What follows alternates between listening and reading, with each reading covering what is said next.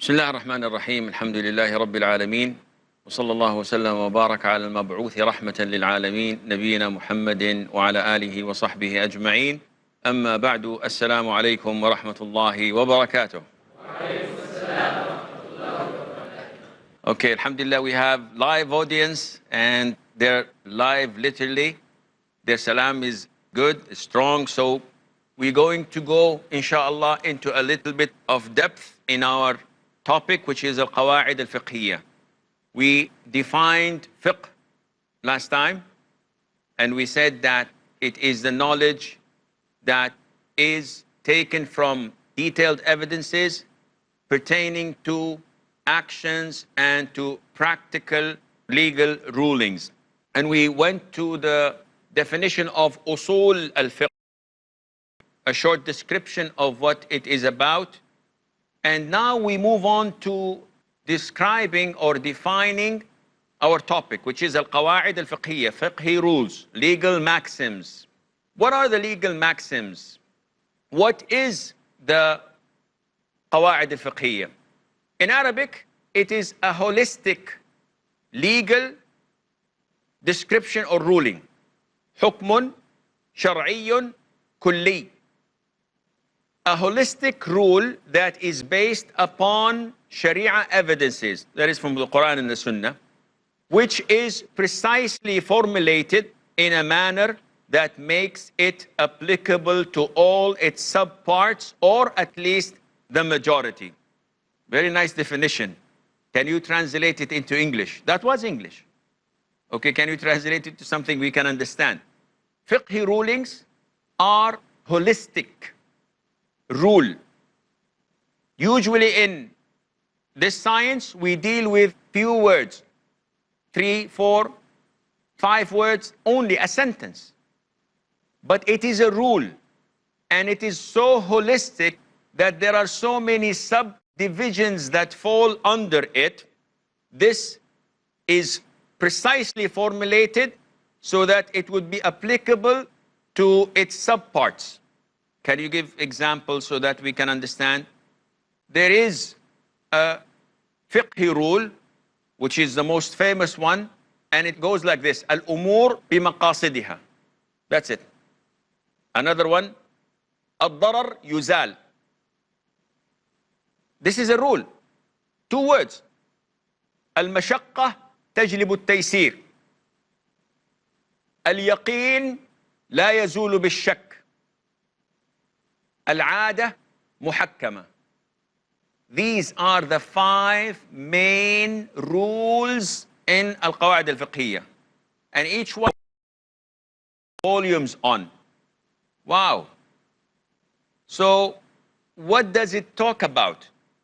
This is a holistic rule that is so perfectly formulated to the extent that it applies to all subparts.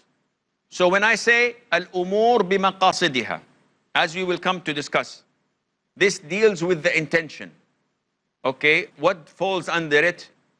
Wudu, prayer, zakat, hajj, transactions, divorce, marriage, everything falls under it. Under this small rule? Yes. So this is a definition of fiqhiyya. A holistic rule that is based upon the Sharia evidences, Quran and Sunnah, which is precisely formulated in a manner that makes it applicable to all its subparts, or at least the majority.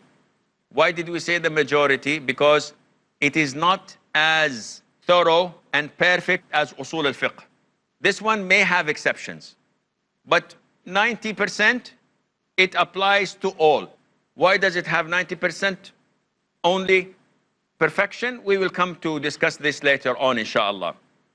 Now, in order for us to understand it a little bit further, especially when we compare it to Usul al-Fiqh, it is beneficial to try and investigate the differences between them. So the first difference, a fiqhi rule, qa'ida fiqhiyya, is interested mostly in the actions of the individual. So it is important for me to know whether what I'm doing is right or not right, how to apply it in my life, how to use it as a means, because it deals with fiqh. So qawa'id fiqhiyya, it deals with fiqh. So how can I apply this in my prayer, in my wudu, etc.? While usul al-fiqh does not deal with an individual, it deals with the rules. Is it obligatory? Is it not? Is it prohibited? Or is it recommended? Is it permissible? Is it general? Is it specific? Is it abrogated? Is it not? So it deals with the rules, but it doesn't deal with you and me. Unlike al-qawa'id al-fiqhiyya, we apply it on ourselves. We can know that, yes, what is my intention when I made wudu? I made wudu just to get freshen up, wash my face. I did not intend to pray with it. Said, oh, okay, you cannot pray. What about you? No, I made wudu to pray. Then you can pray. So this deals with the individual. Two, when you come to fundamentals of fiqh, or the foundations of the fiqh, or usul al-fiqh, you find that it fits like a glove everything that it talks about. So whenever we speak about wajib, then this is mandatory. And you find that anything that we say wajib means that if you do it, you're rewarded. If you don't, you're sinful. So it falls under everything that is wajib, whether in the Quran, whether in the Sunnah, it fits it. While in the fiqhi rules, we said that it is 90%. There is always an exception. Why? Because it's a rule. And the things that it covers are a lot. Unlike the fundamentals of fiqh, usul al-fiqh, this is something that is overwhelmingly controlling anything else. So you cannot find exceptions with it. Thirdly, the essence of the fiqhi rules is to get things together under one umbrella, under one formula. And this usually is defined by looking at the illah, at the reason. So I can say that al-umur bimaqasidiha, that this deals with the intention. So anything that has intention in it, we can apply this to it. One would say, do we have things that don't have intention in Islam? Yes. If I make wudu, do I need an intention? Definitely. Without an intention, my wudu is not applicable. What about if there is najasa on my thobe and I was putting my thobe on the balcony, rain came, cleaned my thobe completely, the najasa is gone away. Can I wear the thobe or I have to wash it? I can wear it. Was there an intention in removing the najasa? No.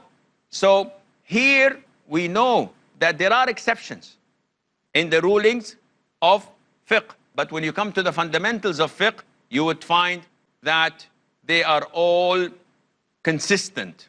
The difference between fundamentals of fiqh and rules of fiqh, fundamentals of fiqh comes first. So we say obligatory, prohibited, recommended, makruh, permissible. This comes first, and then we look at the evidences. While in the fiqhi rules, it's the opposite. We get the evidences, we look into them, we study hard, and then we come with a formula. So one comes before the other. When it comes to fundamentals of fiqh, usul al-fiqh, you will find it only in a small chapter that deals only with the science of usul al-fiqh. While fiqhi rules, qawa'id al-fiqhiyya, you will find it in hundreds of chapters of fiqh. In kitab al-wudu, in kitab al-salah, in kitab al-jama'ah, in kitab al-zakat, in kitab al-hajj, in kitab al-talaq, al-zawaj, al-iddah, in kitab al-nafaqa. All of these, you will find rules of fiqh, qawa'id al-fiqhiyya. But usul al-fiqh, you will not find them there. You will find them only in its specific book. The fiqhi rules, they are formulas you are obtaining from the original sources of the deen, from the Quran and the Sunnah. While the fundamentals of fiqh, they're not derived from only the Quran and Sunnah. They are also derived from logic. Usul al-fiqh has a lot of logic into it. Unlike fiqh, fiqh itself, Quran and Sunnah. What about rules of fiqh? Qawa'id al-fiqhiyya, derived from the Quran and Sunnah. But usul al-fiqh is from Quran and Sunnah and from logic, from Arabic language. So it is different altogether. Now, this was, in short, the difference between the two great sciences, usul al-fiqh and qawa'id al-fiqhiyya, fundamentals of fiqh and the fiqhi rules or the legal maxim. What we're studying is the qawa'id al-fiqhiyya. We need to know the benefit of studying it. What are the benefits from studying this science, and what value would it add to me? Meaning, if I study it, what will happen? If I don't study it, what will happen? We're not talking about a university, because if you don't study it, you get an F and they'll kick you out. But if you study it in real life, how would this help to develop your thinking? How will it help you become more knowledgeable in obtaining the rules? This is what we will find, inshallah, after the break, or maybe in the coming episode, depending on the number of questions you have. So until then, stay tuned.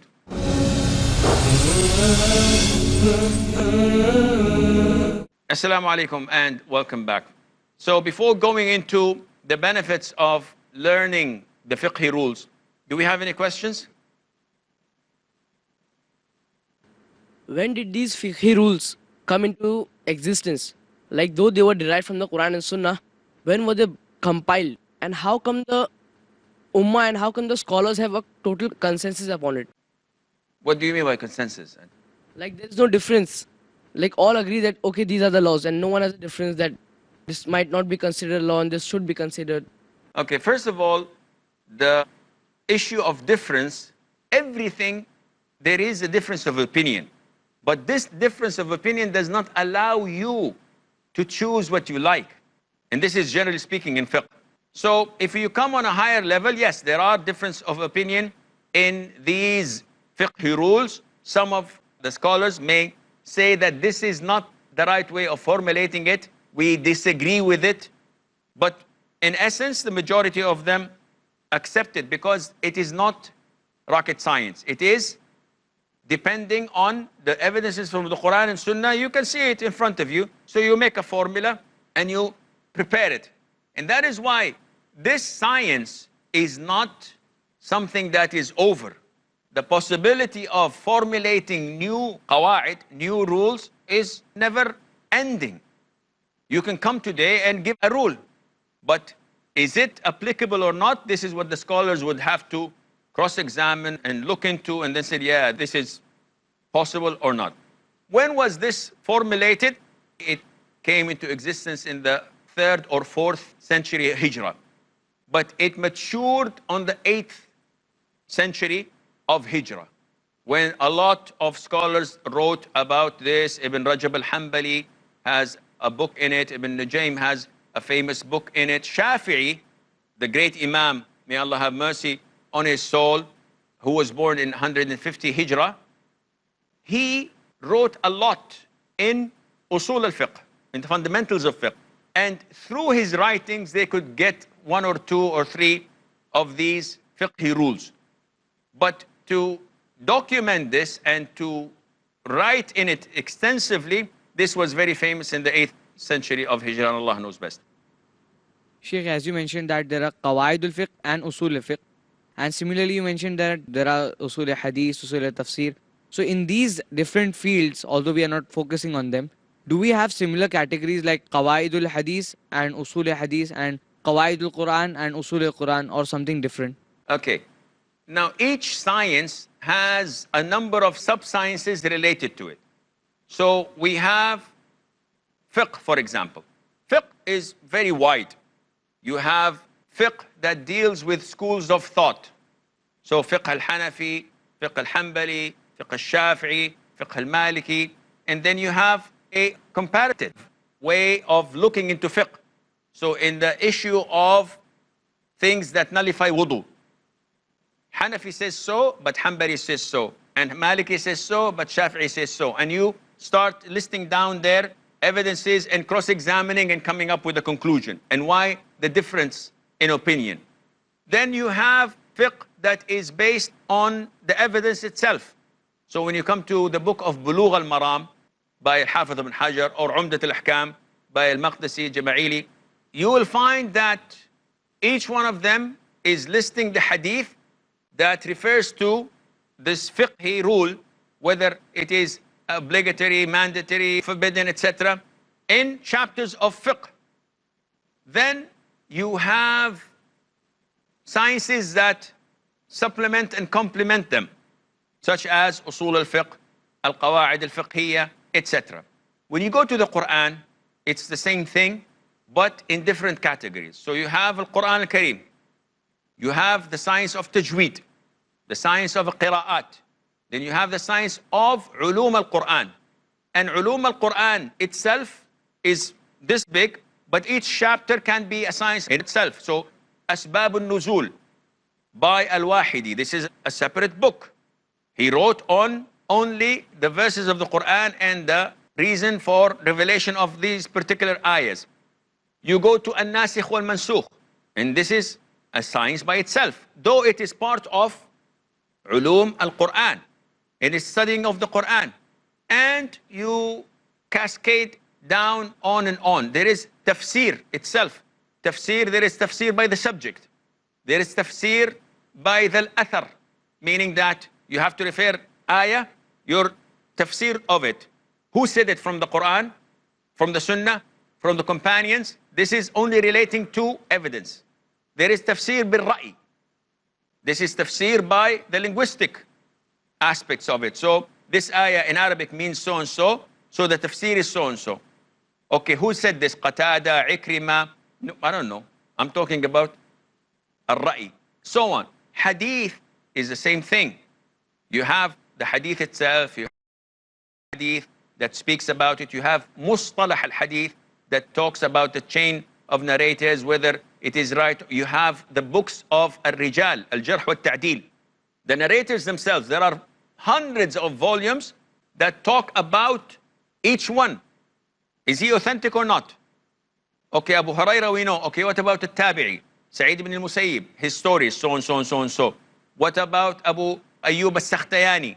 He is one of the sheikhs of al-Bukhari. What is his biography? Is he authentic or not? Trustworthy or not? So this is ulum al-rijal. There are different types of books that are sahih or